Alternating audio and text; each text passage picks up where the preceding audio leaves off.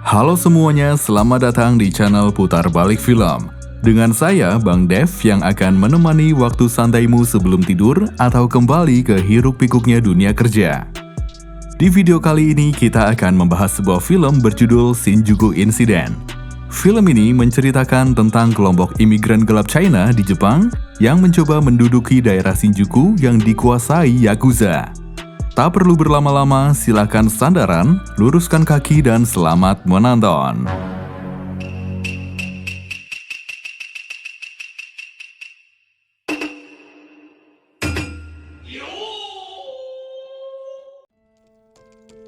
Film dibuka dengan memperlihatkan sebuah kelompok besar imigran gelap dari China terdampar di tepi pantai Jepang.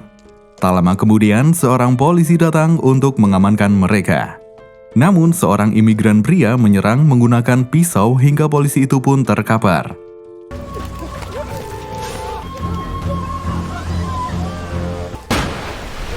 Setelah itu, para imigran itu pun berbondong-bondong lari dari sana.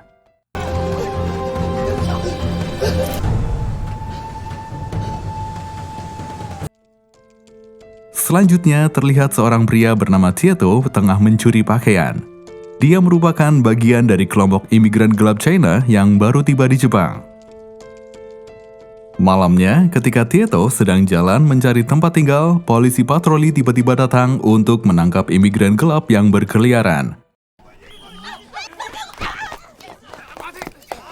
Tentu saja, Tieto merasa takut dan segera menghindar.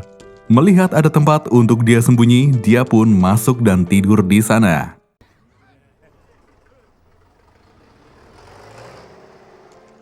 Film kemudian flashback ke kehidupan Tieto sebelumnya saat masih di China. Tieto adalah seorang mekanik traktor dan juga petani. Dia memiliki seorang kekasih bernama Shushu. Beberapa waktu kemudian, di desa muncul persepsi bahwa jika mau memiliki kehidupan lebih baik, mereka harus merantau kerja ke Jepang. Shushu pun meminta izin pada Tieto untuk pergi bekerja di Jepang.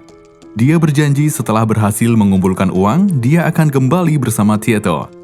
Akhirnya, Shushu pergi bersama bibinya merantau ke Jepang. Beberapa waktu berlalu, Tieto tak mendapatkan kabar dari Shushu. Justru dia mendapat kabar bahwa bibi Shushu sudah meninggal.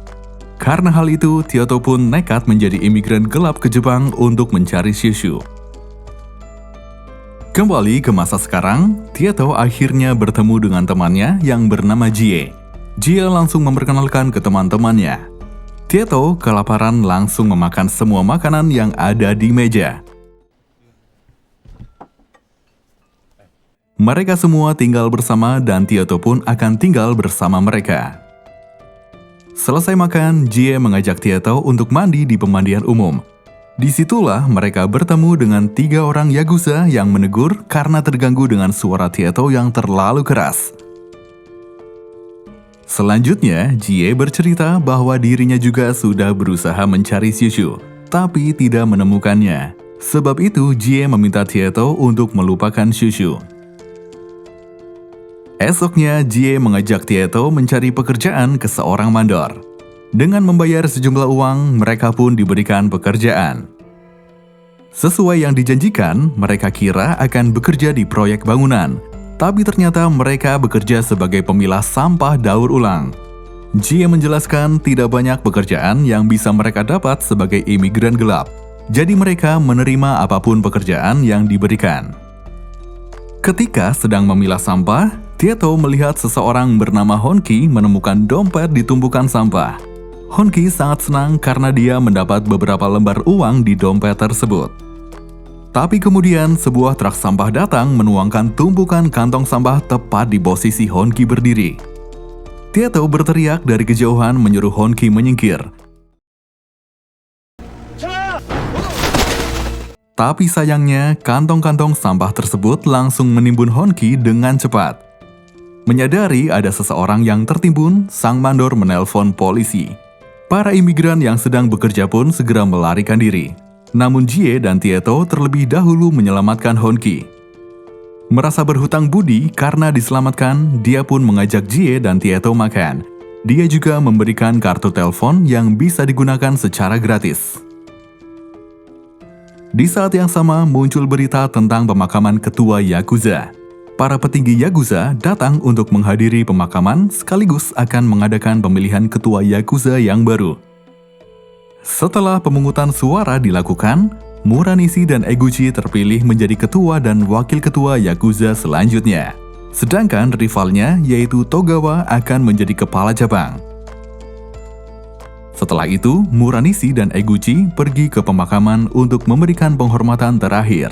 Sedangkan Togawa mengajak anggotanya untuk pergi karena kecewa atas kekalahannya. Malamnya, inspektur polisi bernama Kitano mendapatkan informasi bahwa para imigran gelap sedang bekerja di daerah tersebut. Kitano dan beberapa anggota polisi lain pun dikerahkan mencari. Mereka memikirkan pekerjaan apa yang mungkin bisa dilakukan oleh seorang imigran gelap. Akhirnya mereka pun memutuskan untuk mengecek saluran air. Besar kemungkinan tugas membersihkan saluran air diberikan kepada para imigran gelap karena tidak banyak orang Jepang yang mau melakukan pekerjaan tersebut. Ketika Tieto dan para imigran gelap lainnya sedang membersihkan saluran air, tiba-tiba Kitano dan pasukannya datang menyergap dari dua arah.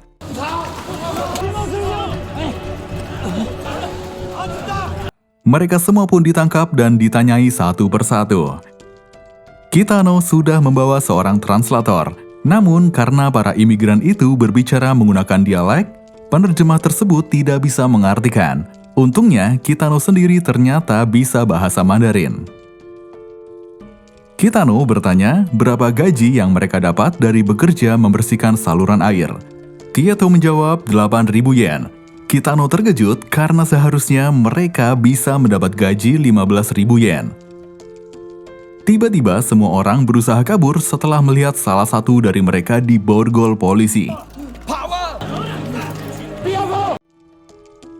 Kitano mengejar Tieto dan Jie yang ikut berlari, tapi dia terjatuh ke dalam air. Dia berteriak meminta tolong karena tidak bisa berenang. Tieto yang melihatnya langsung berbalik menolong.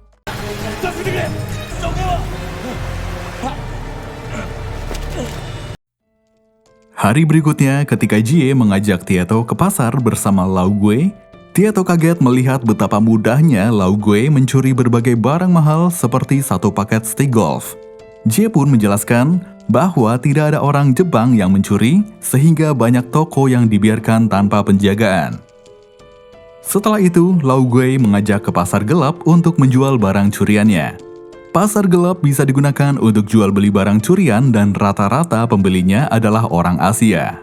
Pemilik toko kemudian menyarankan akan lebih bagus jika mereka bisa mencuri barang-barang dengan merek brand ternama. Beberapa waktu kemudian, Tieto sudah mendapatkan pekerjaan lain sebagai tukang cuci piring di sebuah kedai. Tiba-tiba seorang perempuan bernama Lily keluar dari kedai dan menghampirinya. Merasa kasihan, Lily memberikan sejumlah uang pada Tieto. Lily lalu pergi bersama pria tua. Namun mereka dihadang oleh beberapa preman. Tieto yang melihatnya segera datang menolong.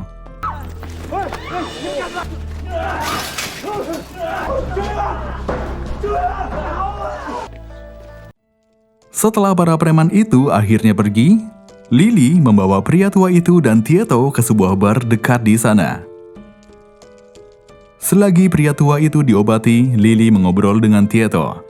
Dia memberikan uang sebagai tanda terima kasih. Namun, Tieto mengembalikan semua uang pemberian Lily, termasuk uang yang dia terima di depan kedai. Merasa tidak enak hati, Lily pun memberikan minuman. Ternyata bar tersebut milik Lily sendiri. Hari berikutnya, ketika Jie dan Tieto sedang bekerja di bar, mereka kedatangan wakil ketua Yakuza yaitu Eguchi. Saat itu, pandangan Tieto terpaku dengan seseorang wanita yang bernama Eguchi yang ternyata adalah Shushu yang sudah menjadi istri Eguchi. Tieto tidak menyangka bisa melihat Shushu. Hingga rombongan Eguchi akan pulang, Tieto masih memendangi Shushu. Shushu sendiri menyadari keberadaan Tieto, tapi dia tidak menyapa. Sesampainya di rumah, Eguchi yang menyadari istrinya mengenali seseorang di bar, dia pun langsung menanyakan siapa orang itu. Shushu menjawab, dia adalah teman satu desanya dahulu. Dia takut untuk menyapa karena tidak mau mempermalukan Eguchi. Namun ternyata Eguchi tidak masalah jika Shushu ingin menyapa temannya. Dia berkata tidak pernah merendahkan orang China. Jika Shushu ingin bertemu dengan temannya pun, dia akan memberikan izin. Di tempat lain terlihat Tieto yang galau melampiaskan dengan alkohol. Dia berusaha menenangkan dirinya karena orang yang dia cintai dan dia cari-cari selama ini sudah menjadi istri orang lain. Untuk mengalihkan pikirannya, dia pun tidur dengan seorang wanita malam. Setelah itu, dia berkata pada Jie bahwa bagaimanapun caranya dia harus mendapatkan banyak uang agar bisa membuat identitas legal di Jepang. Nyali Jie tidak sebesar itu, dia hanya ingin gerobak untuk berjualan kacang kastanye Tianjin. Besoknya, dibantu oleh Honki, Tieto menemui Taibao untuk berbisnis kartu telepon ilegal. Setelah mendapatkan banyak kartu, dia mengajak semua orang rumah untuk bekerja sama menjual kartu. Tieto juga meminta mereka untuk mencuri barang-barang mahal dengan menyamar sebagai turis. Selanjutnya, Taibao mengajak bisnis lain, yaitu memanipulasi mesin permainan judi. Mesin tersebut sudah diatur sehingga Tieto bisa mendapatkan banyak uang dari sana. Di antara mereka semua, Jie selalu membuat masalah karena nyalinya kecil. Akhirnya, setelah mendapatkan cukup uang, Tieto memberikan Jie kejutan sebuah gerobak untuk jualan kacang kastanye.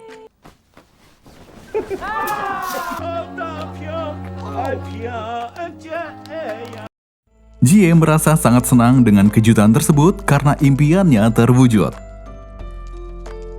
Pada lain waktu, ketika Tieto sedang menjual barang curian, dia tidak sengaja bertemu dengan Lily. Tieto kemudian memberikan Lily sebuah tas dan menceritakan tentang pekerjaannya. Setelah itu, Tieto membawa Lily ke rumah memperkenalkannya pada semua orang. Melihat Tieto pulang membawa seorang perempuan, teman-temannya sangat senang dan berkata kalau mereka berdua sangat cocok. Mereka yang sangat berisik itu membuat pemilik rumah yang merupakan orang Jepang marah.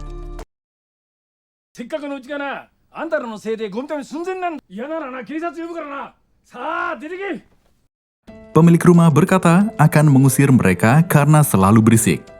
Tieto menghampiri si pemilik rumah lalu memberikan sebuah jam tangan mewah hasil curian sebagai tanda permintaan maaf.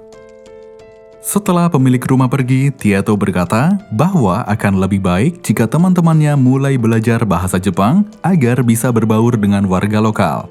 Kebetulan, Lily yang sudah lancar bahasa Jepang mau untuk mengajari mereka. Di sisi lain, Jie yang baru saja pulang dari berjualan bertemu dengan seorang gadis China. Tak lama kemudian, Tuk, ayah dari gadis, datang dan mengajak Jie untuk mampir ke tokonya. Namun anehnya, dia menyuruh anaknya untuk segera pulang. Ketika mereka sampai di dalam toko, Jie langsung dihajar oleh anggota Yakuza yang sedang berkumpul di sana sebagai peringatan untuk tidak lagi mendekati putrinya.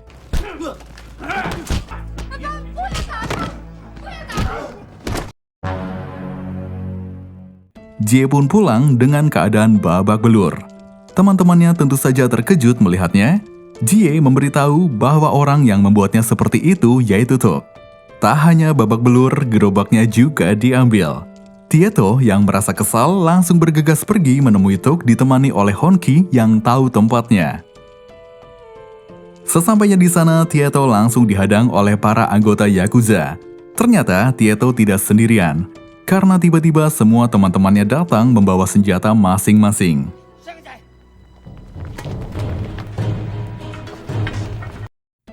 Perkelahian pun terjadi, mereka bersama-sama menyerang anggota Yakuza itu. Tapi kemudian polisi datang. Tieto dan teman-temannya segera pergi dari sana. Saat Tieto hendak membawa gerobak jualan milik Jie, dia ditahan oleh Kitano.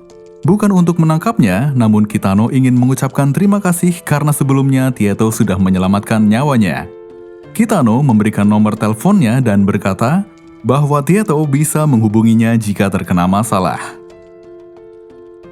Di lain sisi, pria bernama Gao mendapat laporan bahwa mesin permainan judinya ada yang memanipulasi.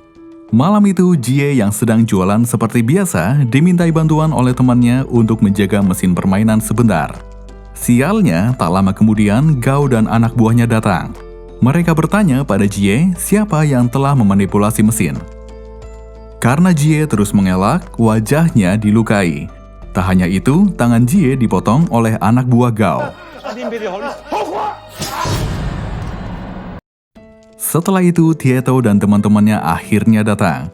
Di situ, Gao mengancam agar Tieto tidak lagi mengganggu daerah Shinjuku. Lily membawa dokter untuk mengobati Jie yang keadaannya parah.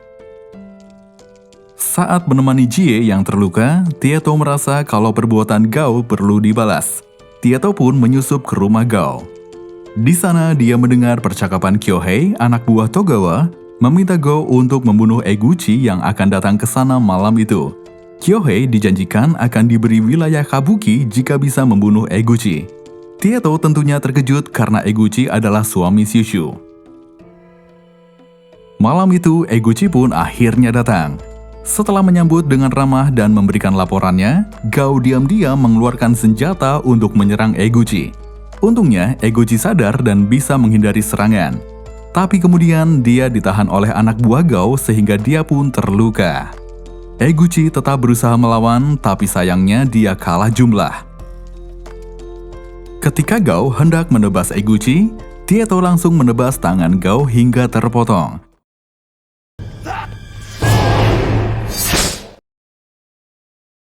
Setelah berhasil kabur dengan selamat, Eguchi mengajak Tieto ke rumahnya.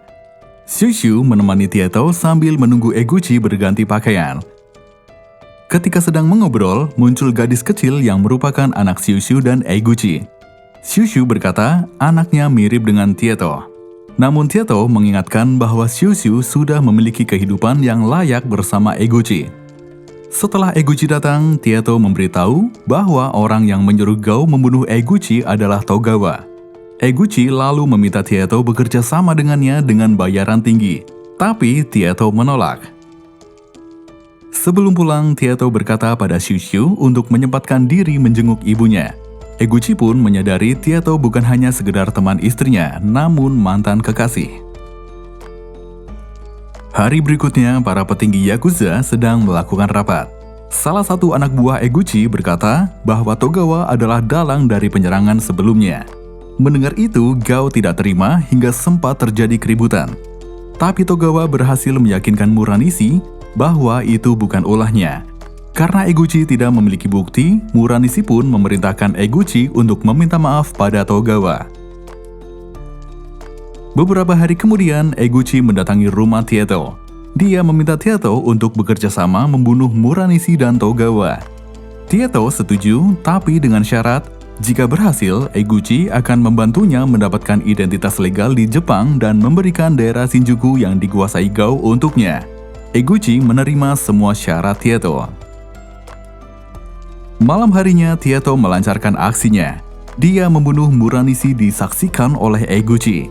Kematian Muranishi kemudian dituduhkan pada Togawa sebagai pelakunya. Anggota Muranishi dan anggota Togawa pun jadi saling menyerang. Sampai akhirnya Togawa berhasil dihabisi oleh Tieto.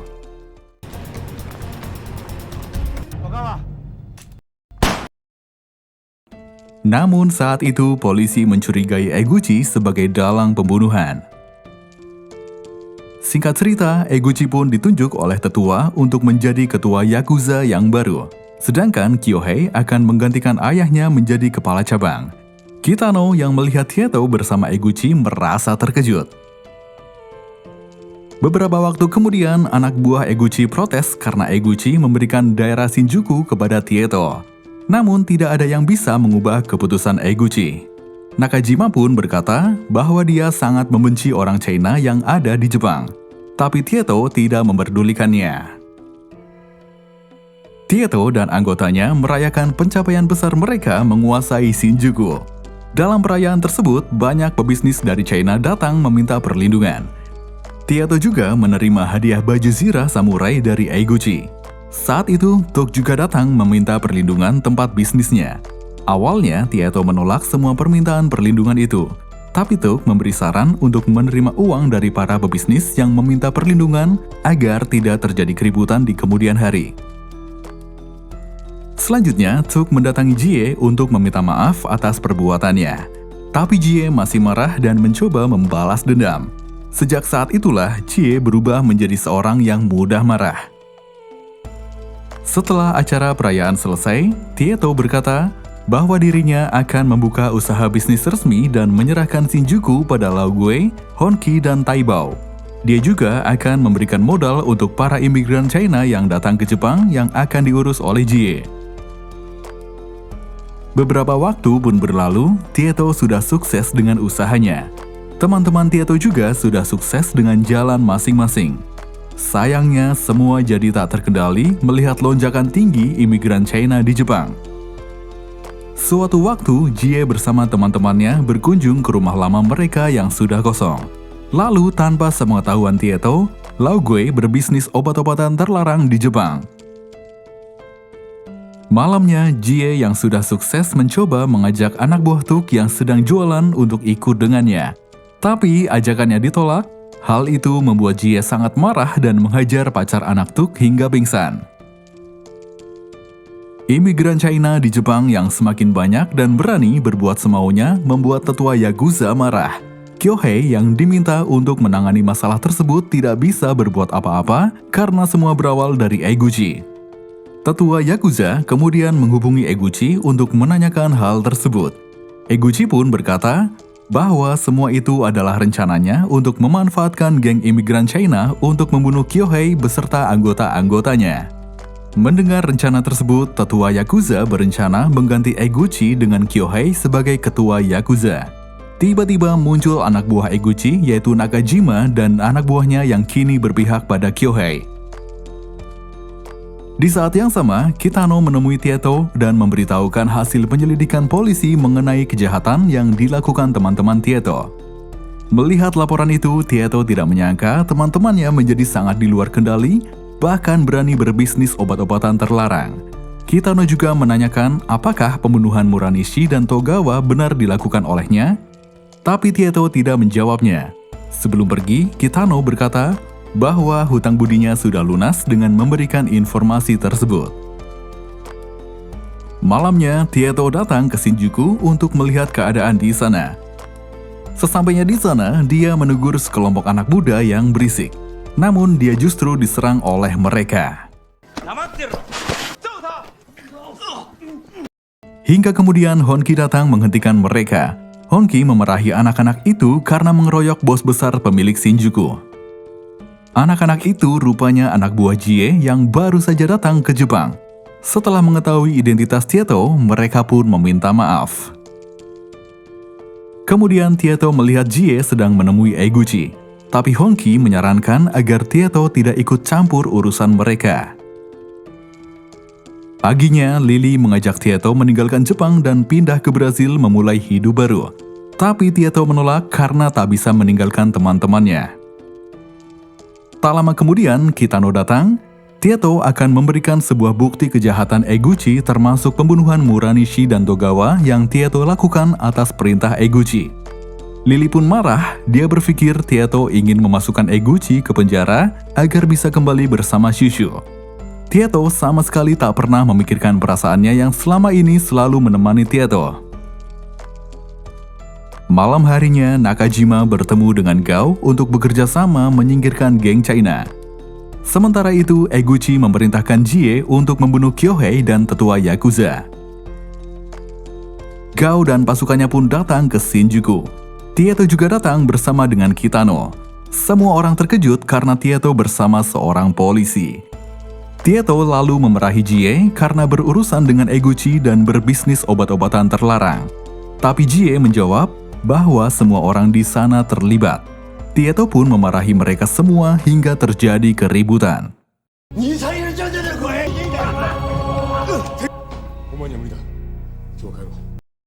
Kitano menodongkan pistol, tapi direbut oleh Tieto karena dia akan menggunakannya untuk membunuh Eguchi.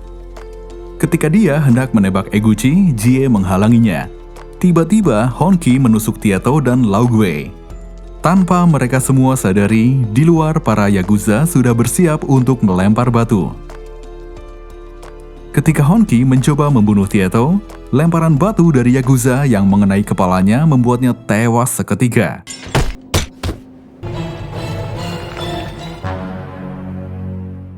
Para Yakuza di luar menyerang mereka dengan lemparan batu. Jie mencoba menggertak para Yakuza itu, tapi keberaniannya hilang ketika Gao menggertaknya. Melihat keadaan semakin tak terkendali, Eguchi memadamkan listrik. Keadaan gelap membuat serangan berhenti. Tapi naas, Eguchi tertembak oleh Nakajima saat berusaha melarikan diri lewat jendela. Sebelum menghembuskan nafas terakhirnya, Eguchi memberikan Tieto flash disk yang berisi semua kejahatan Yakuza. Sementara itu, Kitano segera menghubungi polisi untuk datang. Hampir semua tak selamat hingga terjadilah kejar-kejaran antara Tieto dan Kitano dengan para Yakuza. Untungnya, polisi cepat datang dan mengamankan mereka. Tapi Tieto terpisah dari Kitano dan pergi ke rumah lamanya. Di sana dia dikejutkan dengan keadaan Jie yang sudah sekarat hingga akhirnya meninggal dunia. Tieto lalu menghubungi Shushu dan menceritakan semua yang terjadi. Dia meminta Shushu segera berkemas dan mengajak putrinya ke stasiun Okubo. Tapi ternyata Kyohei ada di sebelah Shushu. Kyohei lalu memerintahkan Nakajima untuk pergi ke stasiun Okubo. Kitano yang dikabari oleh Tieto juga langsung pergi ke stasiun. Tieto yang menunggu kedatangan Shushu justru bertemu dengan Nakajima. Tieto dikepung oleh Nakajima dan anak buahnya. Beruntung Kitano dan pihak kepolisian datang tepat waktu. Kitano berhasil menembak Nakajima. Tieto berhasil kabur. Setelah mengikuti jejak tetesan darah, Kitano berhasil menemukan Tieto di saluran air tempat mereka pertama kali bertemu. Tieto yang sangat sekarat memberikan flash disk pemberian Eguchi pada Kitano. Ketika Tieto mulai terbawa arus, dia pun berkata bahwa mereka sudah impas.